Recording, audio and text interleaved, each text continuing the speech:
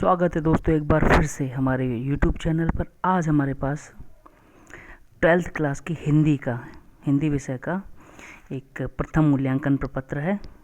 तो हम इसको आज सॉल्व करेंगे और ये रहेगा आपका पूर्णांक 20 नंबर का। तो चलिए बिना किसी देरी के क्वेश्चन की ओर चलते हैं। तो आपका पहला क्वेश्चन है। पहला क्वेश्चन क्या कहता है कि भाषा के अंतर्गत क्या आता है। आपके ऑप्शंस होंगे पढ़ना, लिखना, बोलना, उपरोक्त सभी। तो आपका आंसर हो जाएगा सारे के सारे दा। आप यहाँ पे दा लिख सकते हैं। चलिए आगे बढ़ते हैं। दूसरा क्वेश्चन क्या कहता है। दूसरा क्वेश्चन आपका कहता है कि निम्नलिखित में से कौन सा कथन सही नहीं है। सही से पढ़ना, इसको सही नहीं है। ये आपके चार ऑप्शंस हैं। तो इन चारों में से आपका सही आंसर है भाषा को सहेजा नहीं जा सकता। इसका मतलब आप यहाँ पे लिख सकते हैं दा। चलिए तीसरे पे चलते हैं।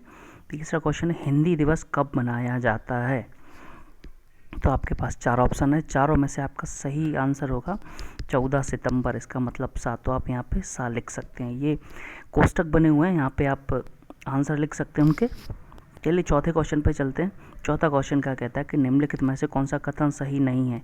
यहाँ भी नहीं आया है, तो बहुत ध्यान से पढ़िएगा और उसका आंसर दीजिएगा। तो चौथे का आपका है आंसर बा। मौखिक भाषा स्थायी होती है। आप यहाँ इसका आंसर लिख सकते हैं बा। यहाँ नीचे है ये बा। चलिए अगले क्वेश्चन पे चलते हैं। क्वेश्चन है आपका हिंदी भारतवर्ष की क्या चीज़ है। 5वें का आपका आंसर हो जाएगा सा। हिंदी भारतवर्ष की एक राजभाषा है। तो आंसर आपका यहाँ सा लिख देंगे। छठवां क्वेश्चन पे चलते हैं। छठवां है आपका मानक भाषा का तात्पर्य क्या है। मानक भाषा का तात्पर्य क्या है। छठवें का आपका आंसर हो जाएगा उपरोक्त सभी दा। सामान्य भाषा भी है, वैज्ञानिक भी है, व्याकरण भी है। तो यहाँ पे आपका आंसर आ जाएगा दा। चलिए आगे बढ़ते हैं। 7वें क्वेश्चन क्या कहता है कि निविदा के बारे में असत्य तथ्य क्या है। असत्य बताना कि निविदा का असत्य तथ्य बताना है। तो 7वें क्वेश्चन का आपका आंसर हो जाएगा सा। क्या कहता है कि निविदा केवल सरकारी विभाग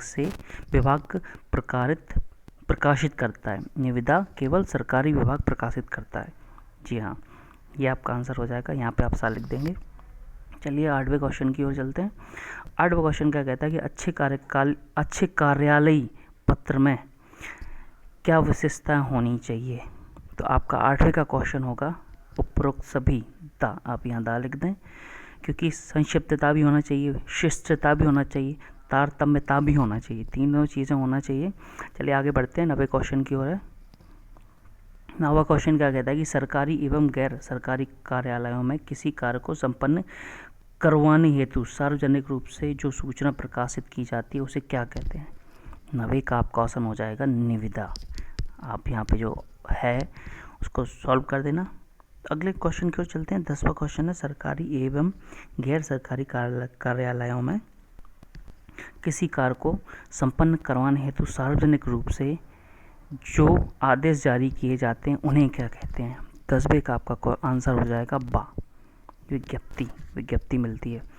11वां विज्ञप्ति के बारे में असत्य कथन बताना है आपको। तो 11वें में आपका आंसर हो जाएगा आ।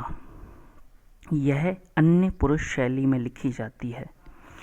चलिए 12वें क्वेश्चन की ओर चलते हैं। 12वां क्वेश्चन क्या कहता है कि अधिसूचना के बारे में कौन सा तथ्य गलत है। आपको गलत ढूंढना है। तो 12वें का आपका आंसर हो जाएगा आ। क्या कहता है यह किसी निजी संस्था द्वारा प्रकाशित होती है। 13वां चलते हैं। 13वां क्वेश्चन है कि अधिसूचना किसके नाम से जारी की जाती है। तो 13वें का आपका आंसर हो जाएगा दा। राष्ट्रपति या राज्यपाल के द्वारा। चलिए आगे बढ़ते हैं। अगला क्वेश्चन है 14वां। अर्धशासकीय पत्र होता है। अर्धशासकीय पत्र क्या होता है। तो आपका आंसर हो जाएगा 14वें का बा। सरकारी पत्र होता है। 15वां चलते हैं। 15वें की ओर। तो क्वेश्चन है कि अर्धशासकीय पत्र के बारे में असत्य कथन बताइए। 15वें में आपको असत्य कथन बताना है। तो आपका आंसर हो जाएगा इनमें से दा। क्या है, इनमें से उत्तम पुरुष का प्रयोग होता है। 16वें क्वेश्चन की ओर चलते हैं। 16वां क्वेश्चन क्या कहता है कि अर्धशासकीय पत्र के बारे में प्रेषक का नाम लिखा जाता है। तो इसका आपका आंसर हो जाएगा 16वें का आंसर। पत्र में ऊपर बाईं ओर तो आगे बढ़ते हैं। आगे बढ़ते हुए अर्धशासकीय पत्र के बारे में प्रेषिता का नाम लिखा जाता है। 17वें क्वेश्चन है ये। 17वें क्वेश्चन का आंसर आप बताता हूँ आपको कि सा, इसमें आपका 17वें क्वेश्चन का है कि नीचे बाईं ओर लिखा जाता है। चलिए आगे बढ़ते हैं। क्वेश्चन 18 की भाषा के रूप में क्या है? भाषा के रूप होते हैं। 18वां क्वेश्चन है और इसका आंसर हो जाएगा आपका सा। उपरोक्त सभी, उपरोक्त दोनों होते हैं। लिखित। चलिए अगले क्वेश्चन को चलते हैं। हिंदी किस लिपि में लिखी जाती है? तो 19वें का आपका आंसर हो जाएगा देवनागरी आ। चलिए लास्ट क्वेश्चन है ये।